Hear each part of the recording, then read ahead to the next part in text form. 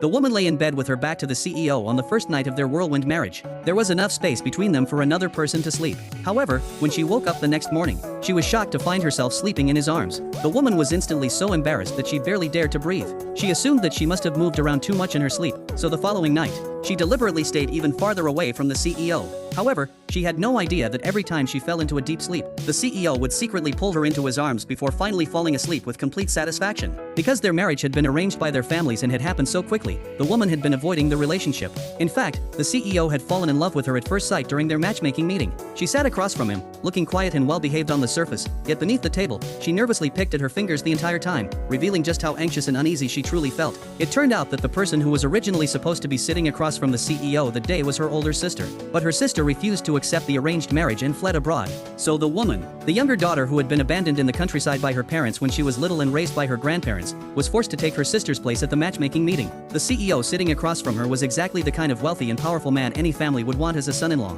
Unlike her older sister, who had always stood out and drawn attention since childhood, the woman believed that an ugly duckling like her could never win the CEO's favor. She assumed that she was only there to go through the motions and that everything would be over once the matchmaking meeting ended. But after the matchmaking meeting, the woman's parents immediately asked the CEO what he thought of their daughter. The CEO glanced at the woman inside the room and casually said, "She's not bad. For a CEO with such impossibly high standards, that was already an extremely high compliment." Her parents immediately beamed with joy, believing that their daughter already had one foot in the door of one of the country's wealthiest families. The woman had no idea what the CEO, whose fortune was worth hundreds of billions, was thinking. The very next day, before she even had time to process any of it, she somehow found herself walking out of the marriage registry with him, holding their marriage certificate in her hand. The CEO then handed her a large diamond ring. The woman was startled and said it was far too expensive. But the CEO calmly asked, "Are you saying my wife isn't worthy of this ring?" It turned out that because this was an arranged marriage between their families, the woman had never expected any romantic gestures or ceremony. However, she noticed that the CEO had already placed a wedding ring on his own ring finger without needing to be asked.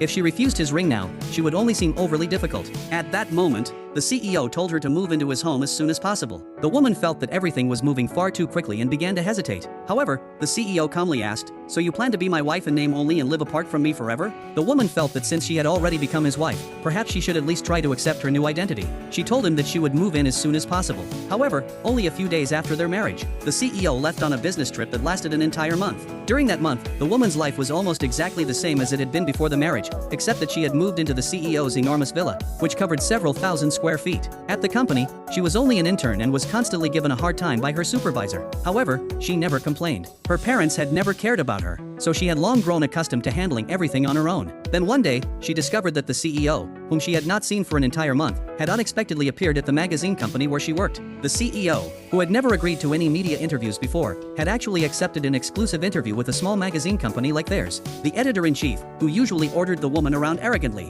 was now bowing and fawning over the CEO, terrified of offending such an important man. However, she failed to notice that the CEO's gaze kept drifting toward the woman in the corner. The editor-in-chief racked her brain, trying to dig up some explosive news about the CEO. At that moment, she noticed that he kept casually touching the ring on his finger, so she asked whether he was married. The CEO did not deny it. The moment he admitted it, everyone was completely shocked. The CEO, who had never shown any interest in women, was already married. The woman, however, was terrified that the CEO would reveal their relationship in front of everyone at the company. She did not want to be treated differently at work under the title of the CEO's wife. Then, the CEO's next sentence made her heart jump straight into her throat. The CEO said, "My wife is also here at today's interview." The editor-in-chief followed the CEO's gaze and looked directly toward the woman. The woman was so embarrassed that she wished she could disappear on the spot.